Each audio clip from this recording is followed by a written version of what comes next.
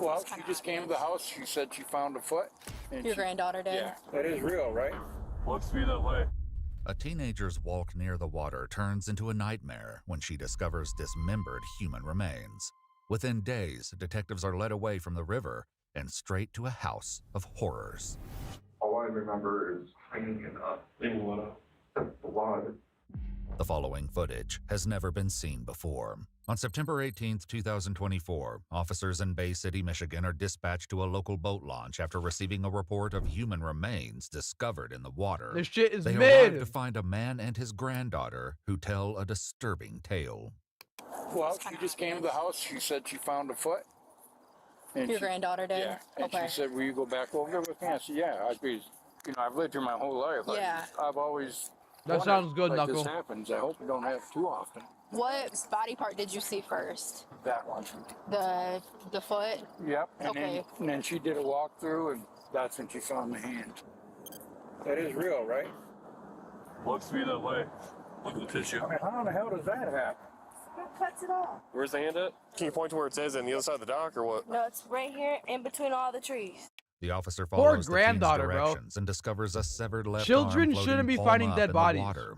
According to police records, both limbs appear to have been When I was little, me and my cousin were fishing in Norway, and we saw something like floating on the rocks by a shore, and we go closer to it, and it was a dead human body floating face down in the water, all like white, solid, pale.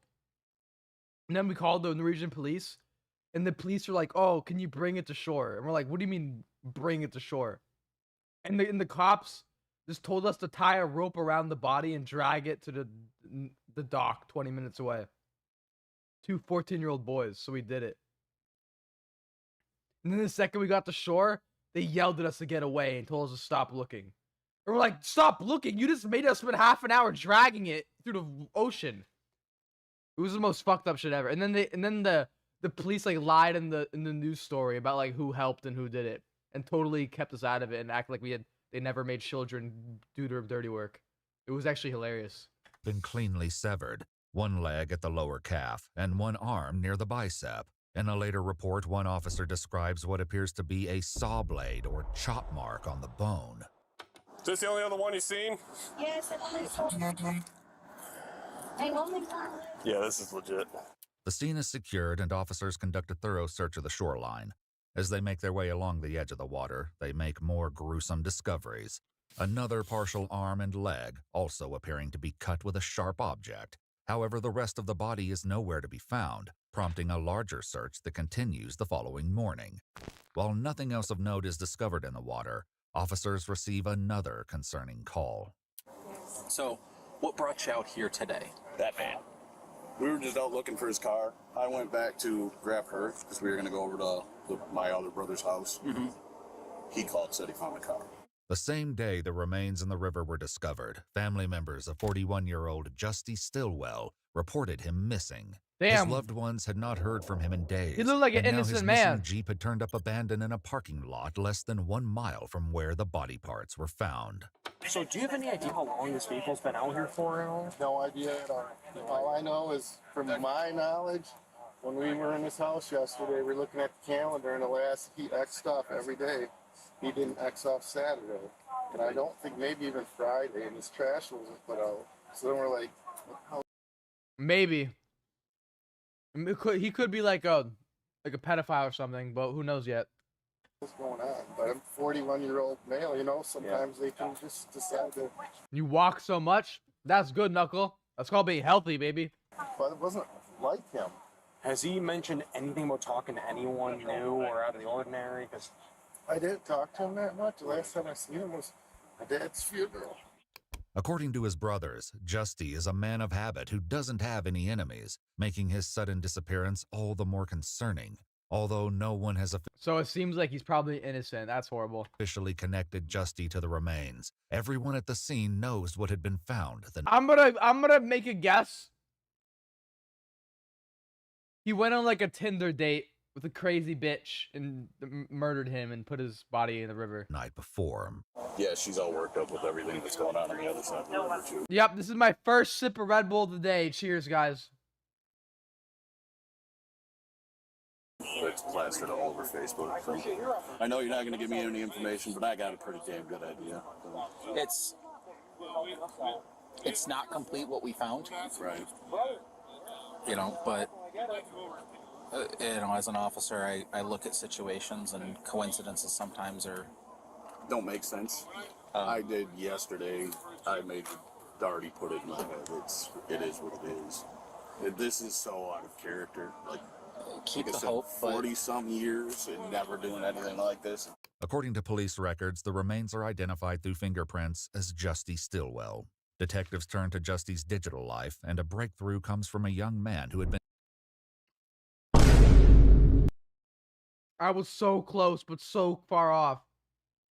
He met up with a gay dude on a gay dating app. I said Tinder. He was on Grindr. Oh my gosh, bro. I don't even want to say. I got no comment. I'm not trying to change it. I don't want to get canceled. chatting with him on Grindr the day he disappeared. The young man wanted to meet up, but he tells investigators that Justy was walking to a friend's house and said he couldn't. Doing some detective work of his own, he reached out to the friend online. The friend responded, sent back a selfie, and with that photo, investigators identified him as 40-year-old Robert Tweedley. On September 25th, he's taken to the law enforcement center, where investigators sit him down for an interview. So what is your understanding for why we're here to talking to you today? He's a gay serial killer. I don't know exactly what happened. Been going through a lot. Sorry about my language. It's okay. A few months ago, I called community. Adola, what do you mean they're two different people now? I admit myself for wanting to commit and hurting others, and nobody would listen. Nobody would give me the help that I needed. I got drunk one night, and somebody was a couple months ago. Somebody offered me meth. Well, I got kind of hooked on it. I don't remember much. I just remember getting high and drunk. They also say I can't play R6 because you're a Chad. Yeah, you have so much aura Chad energy and R6 won't even load for you. As far as what? It keeps crashing. His name is Justin. Despite what he claims, the investigators have gathered more incriminating evidence, which they'll confront him with later. But for now, the 41-year-old is the one that's been killed, Adola. They're the same person. They tell Robert the brutality of his actions could make people see him as something far worse, unless he explains what happened. The FBI is wanted to get involved in this because of what happened. They've thrown out things like serial killer and stuff like that. And I don't think that's what happened here. I think that this is something that got out of hand, some sort of domestic situation. I know he can be a persistent guy. Only you can fill in the details. Bro, I'm so excited to use the machine gun pistol at R6 and carry today. Speaking of carrying, Knuckle. You may not remember everything, but you remember some of it. What's up, Mo? Blacked out for a few hours. He actually came over just to talk and help me through communication, to have somebody to talk to. Okay. I've only known him for... Oh, and does anyone have any of the clips of me doing super well with the pistol and Rainbow yesterday? Because I wanted to show it to my friends, proof for it. But I couldn't find any clips. No one clipped it. So you're not streaming tomorrow? We don't know yet. I don't know yet, Knuckle. I'll probably let you guys know tomorrow morning. You'll know tomorrow morning on the Discord if I'm streaming or not. I'll let you guys know in the Discord. Couple months or so. All I remember is cleaning it up. Cleaning what up? The blood. The sergeants conducting the interview aren't convinced that Robert doesn't remember killing Justy. Well, if but you the more find they it let and him clip it, talk, let me the know, more Knuckle. he seems to recall. Because I still want to send it to my How did friend. you kill him? He doesn't believe I got 4 kills in a row All with I the did pistol. is I pushed him down the stairs. Did you push him down the stairs? I think I did, yeah. I pushed him down because he was getting out. Because he was getting out? Yeah. Like leaving the house, you mean? Yeah.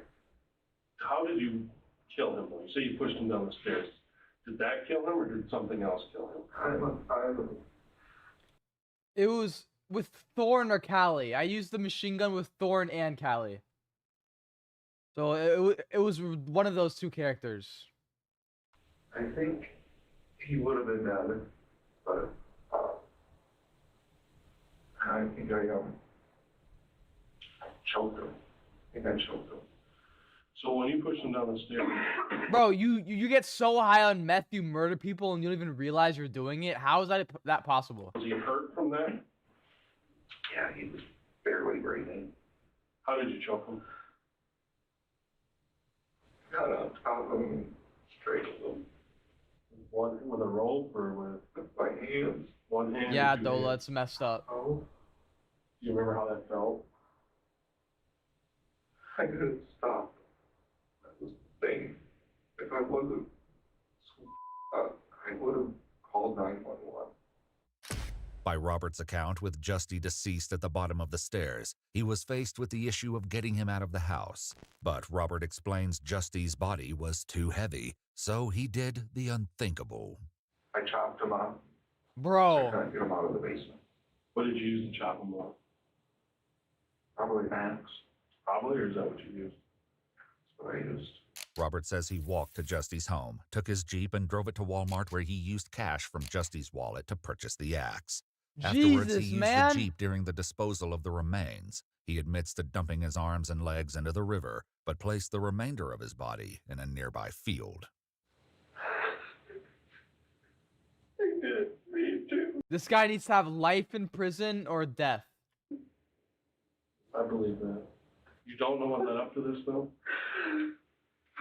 Like mental health and to the state of Michigan, they wouldn't help me. I called and I begged for help, and they wouldn't help me.